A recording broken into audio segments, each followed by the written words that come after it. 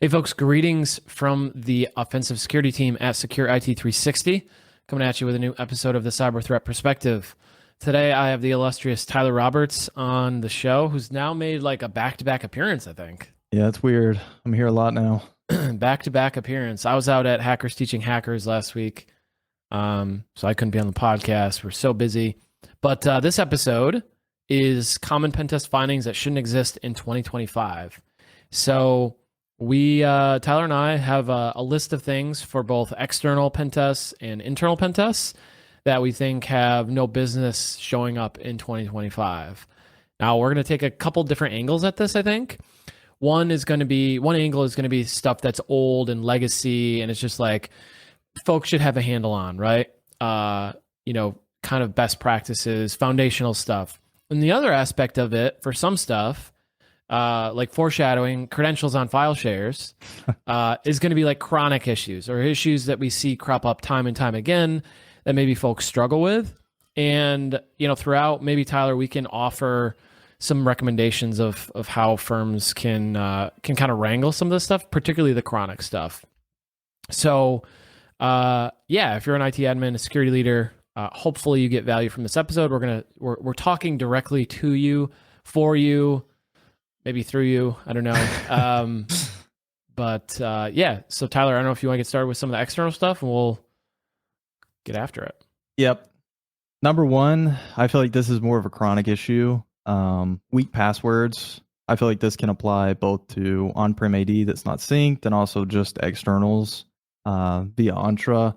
I feel like weak passwords are the bane of everybody's existence because you can set password policies, but if you don't block inherently weak passwords or known passwords, some are still going to slip through the gap. So if you're not using Entra's password blacklist and implementing blacklisted passwords such as summer 2025 ! Those technically meet all the requirements that Microsoft wants for a password, but it's also one of the most guessed passwords by us. So I feel like weak passwords creep in time and time again, and it's just one of those that stood, the test of time, that's just always around.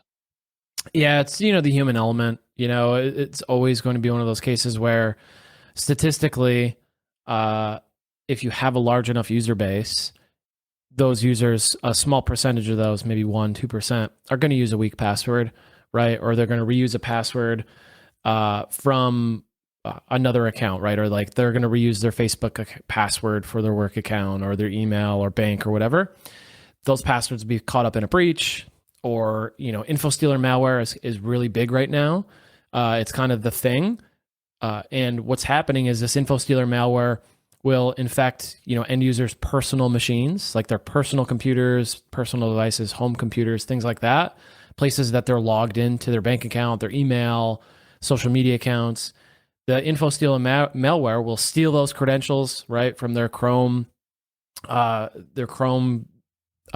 database, right, SQLite database, steal those credentials out and siphon those off, and then those get sold on the dark web. They get kind of passed around.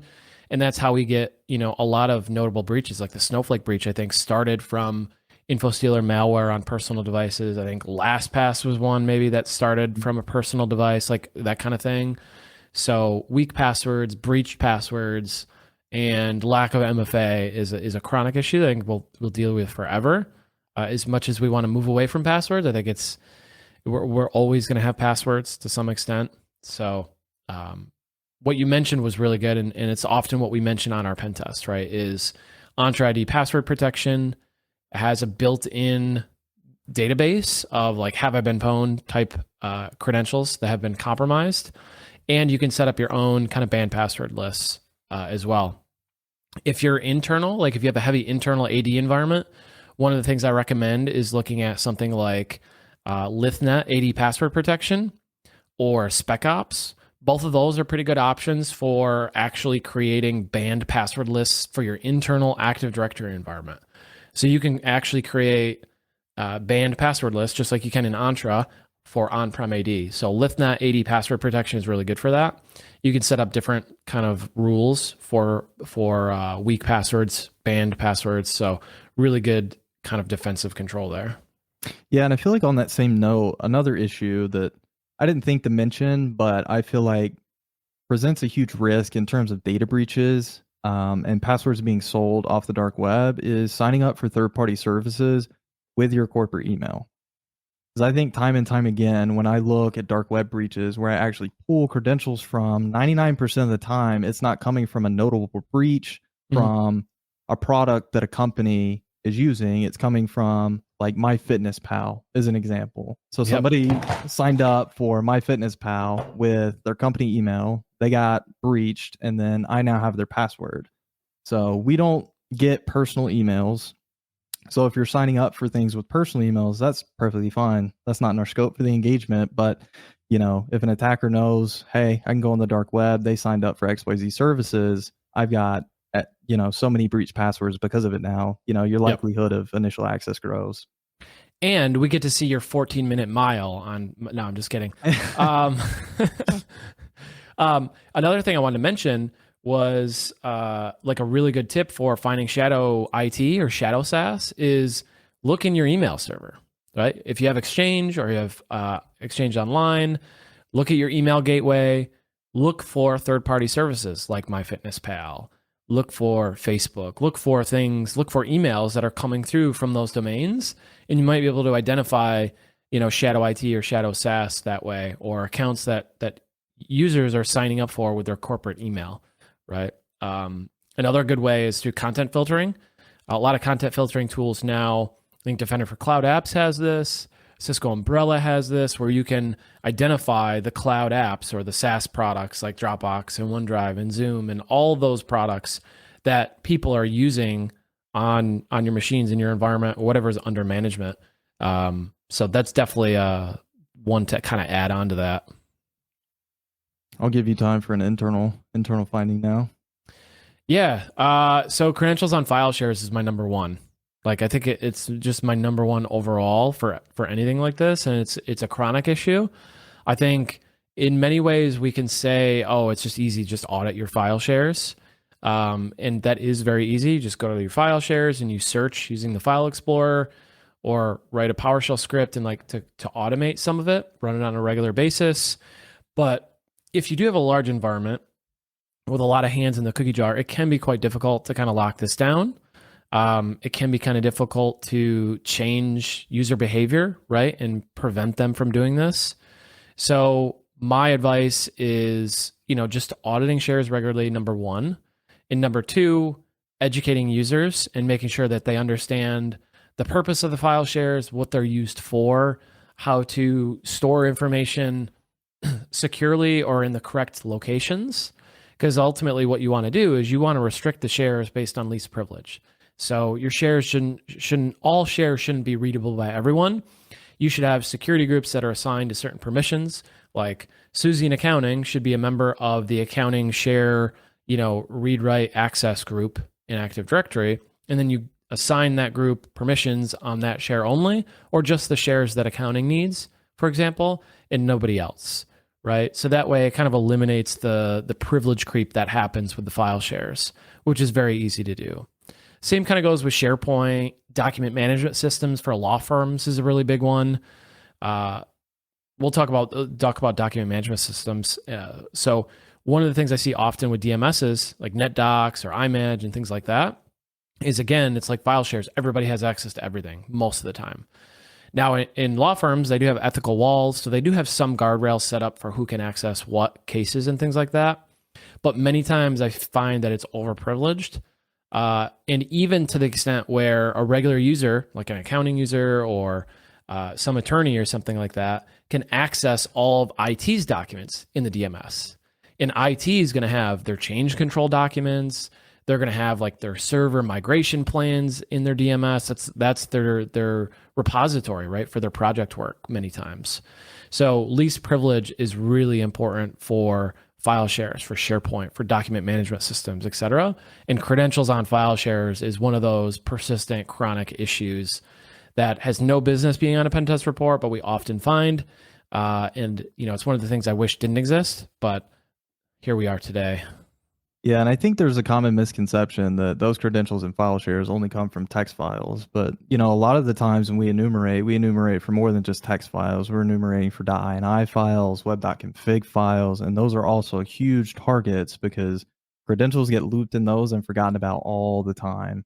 And when that happens, we happen to enumerate them, and suddenly we've got, local admin on a machine because of credential that was less in a file. Yeah, and there's a great example of this, right? We did an internal pen test for a client. I did their pen test last year. We were going through the file shares, looking at the previous report, make sure the things that we identified last year were cleaned up and fixed. And we're like, okay, good. Like the credentials that were there that had credentials, or the files that were there, the text files that had credentials were gone. Cool. But then you were doing the pen test the next year, and you found the credentials not in a text file, not an Excel document, not in a Word document. You want to share where you found them? It was in an email file. It was in an email file. It was literally the password, the username and the password of the account in an email that was saved out to the file share, right where that text file was that we had found previously. So those are the things that I talk about. And I mentioned, like, it can be difficult, right, to change user behavior because for whatever reason, they needed to store the credentials out there. But the IT team just kind of didn't understand the best way to do it, or they didn't assume that somebody would be able to read that folder, right? That's very much the case too, is that, IT people or admins or developers or whoever might put web configs out in a share or text files with information in them, not realizing that they're kind of open and readable by everyone. Yeah, I mean, even .png files we've seen credentials in. They'll make little text bubbles on top of screenshots of maybe a server that they're logging into, and then they'll put the username and password there. Or maybe it's a SaaS product, and they'll put the username and password in a little bubble in a screenshot document. And so we'll open those too and find plain text credentials in those as well. Yep. So I know you had some like protocol-based ones that you want to talk about on external. Yeah, there's three main ones, all related to SSL or TLS. First one being Suite 32, and that's related to triple des ciphers, weak cipher suites. This plagues almost every single pen test we have ever. Suite 32 has been around for so long. It is one of the most well-known external vulnerabilities. However, it's not exploited actively, so it carries a high-risk rating. We always argue that it's not high risk, but at this point, if you still have Suite 32 on your servers and you're still using triple des ciphers, that finding has just been hanging out there forever. That comboed with TLS 1 and 1.1.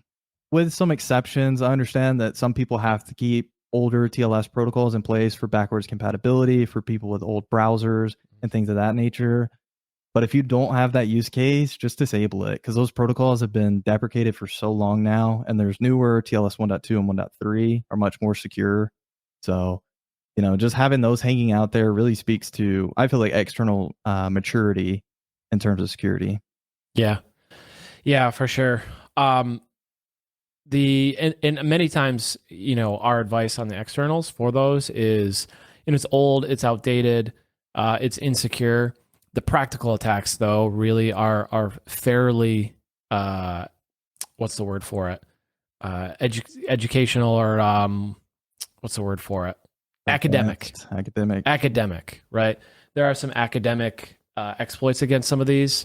Think of like with SHA-1, you can have like some hash collision type things. And I understand there's quantum computing and there are some very real impacts as a result of that. But those are still kind of on the horizon, I would say, and not very much, incredibly impactful today. Yeah, and I think Google's already coming out with a new protocol for quantum computers since, everything's become obsolete with the computing powers that those have. So, yep. Yeah, it is going to be very interesting to see how password cracking evolves, right? Like, are we just going to be like cracking AES 256 soon? Like, is that going to be a thing? Like, imagine that. I want a quantum computer for that exact reason, just to see.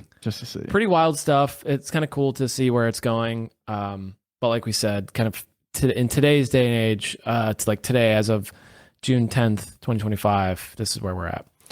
So next one for me is local admin password reuse. This one is also a chronic one I see. It's one that I think can be misconfigured fairly easily because Many firms, many organizations have MSPs or MSSPs who kind of manage their IT and their infrastructure for them. For example, I was doing a pen test one time. I was in the kickoff call. The client's like, hey, we think we're pretty good in this area related to like local admins and stuff. We think we've fixed this from last year when you did it, but just check and make sure that we're good. Make sure our MSP is like on the ball with this. Well, we did their pen test and turns out they missed a few machines with laps. Their MSP did. And I don't point this out to like blame the vendor or the MSP or like point the finger or anything. It's just to point out that pen testing is really good for validating those controls and identifying or inspecting what you expect, right? If you didn't do the pen test and we didn't spray passwords around and get hashes and try to figure that out for the client, we never would have discovered that issue or rediscovered it, if you will. So local admin password use is a big one. I think there's a very easy mitigation for this, though. I think LAPS is the number one mitigation for this. Or if you use like a privilege access management tool or a PAM tool is really good as well. But LAPS essentially solves this. Just deploy LAPS, configure it, and then audit it on a regular basis and make sure, that it's deployed everywhere where you think it should be.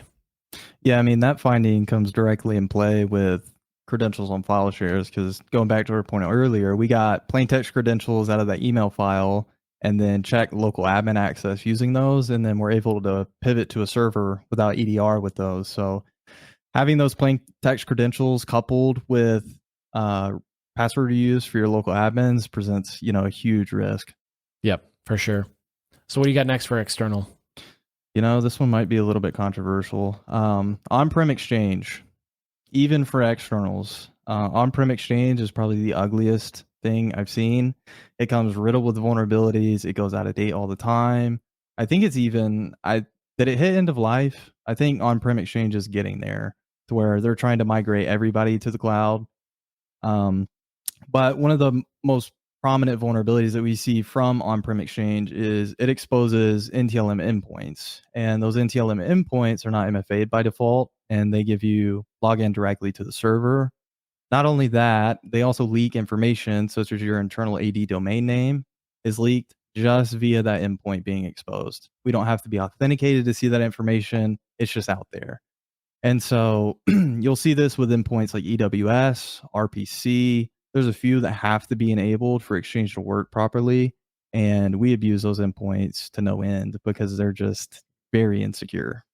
Yep. And not to mention, like, there's been a number of issues over the years with Exchange where you're able to leak NTLM credentials out of Exchange. So, you know how like you send an email and marketing campaigns or marketing companies will like track if you open the email or not. They put like a little tracking pixel in it. Well, it's the same kind of thing with these NTLM or these hash leak vulnerabilities or misconfigurations or whatever you want to call them, issues. You can, in some instances, send the user or the person opening the email a specific type of image or a link or something like that, and you actually leak their hash out, right? You can leak their hash out, potentially crack it, and do some interesting stuff with that. So it's definitely one of those things that's very interesting. And you can leak internal IP addresses if Exchange is misconfigured, the IIS portion of it. Yep. So lots of misconfigurations of it. I think it's that www authenticate header. 9 times out of 10, and unless you've used the IIS rewrite module, it's going to leak the internal IP of the server. Yep. Is that a huge deal? Not always, but for best practice, it is. And Exchange just comes coupled with vulnerabilities like that. Yep, definitely. So the next one for me is curb roastable domain admins. I don't see this as often, but it is a finding. Anytime I find a member of an administrative group that's curb roastable, it's more of a hygiene kind of like maturity thing. And I understand that there are some cases where it might be like a Veeam backup account, a service account, or something like that needs to be a domain admin and it has to have a service account and things like that. Not the end of the world, right? If you make sure you have a really long password, but if kind of a sign of good maturity in your identity security program, if you will, is how many admin accounts you're able to remove from domain admins, right? A sign of a mature security organization or security program is how many people you've been able to take out of admin groups. So I think this is a kind of non-trivial one because of the account or because of the access many of these service accounts need to work, and because vendor documentation just says like put it in domain admins and you're good to go. And the same kind of thing with like Active Directory certificate services. There's been a number of cases where I found documentation that says to configure a template wrong or insecure, right? So it's not just, this also isn't to point blame at IT. It's just to call out some of the things we see to hopefully identify those things, talk about them in a different way, and help people kind of address those. The curb roastable domain admins it can be kind of tricky to remediate. The hard part is like, how do I know what access this account needs? The vendor says it needs admin, right? Or domain admin. How do I figure it out? My best advice has always been just like move it and see what breaks. Not always an acceptable path forward for many folks, but at some point things are going to break. You just have to accept it. And I think this is one of the things that's worth kind of troubleshooting to figure out how to configure those with more least privilege. Yeah, I think a compensating control of really long and complex password for those curb roastable admin accounts, that can help compensate for it. But if you have curb roastable admin accounts with weak passwords, that's like the easiest way for us to go from a low privilege user to a domain admin in such short steps, because cracking those passwords becomes trivial the shorter they are. Yep. So let's do one more external, one more internal. Sweet. I think for the last external, public facing insecure protocols, even things like SSH, I would consider insecure to have public facing if you're using username password based login. If you're using certificate based login, that's a little bit different. But for any service that's exposed externally, SSH, FTP, RDP would be a huge one. But services like that you can authenticate to are such a huge target for anything and everything on the internet is going to start hitting those all the time, brute forcing them, trying to get in. It's what we do on externals. We see bots do it. AI is starting to do it. So just having those out there presents a risk because you don't know who's going to get in and when, because eventually somebody is going to guess that password or guess your username and they're going to get in. So if you don't have compensating controls such as MFA, either take that port offline, make it only accessible to internal users, or put some other compensating control in front of it to make it more secure, like changing how you log in to certificate based login. Yep. And the same can be said for kind of Exchange as well. We're seeing clients now move more to a model where everything's behind a VPN at least, or something like Zscaler, like a zero trust agent at least, where it's not just open to the public internet. So that'd be our recommendation is if you need something, put it behind some sort of authentication, some sort of firewall, so it's not just out there kind of in the wind. The last one for me is, so a couple honorable mentions that we don't have time to talk about today is ADCS, misconfigs. My advice there is just run Locksmith. Spooler service on DCs, it's coercible, it's easy to turn off. Lack of PowerShell restrictions, obviously, because I'm a PowerShell guy, but also because PowerShell is still very much to this day heavily abused by threat actors. And if you could just take away a little bit, right? Like it's not a silver bullet. If you just take away a little bit, it's better than nothing. And then the one I want to actually mention, kind of explain a little bit for a minute, is EDR missing on hosts.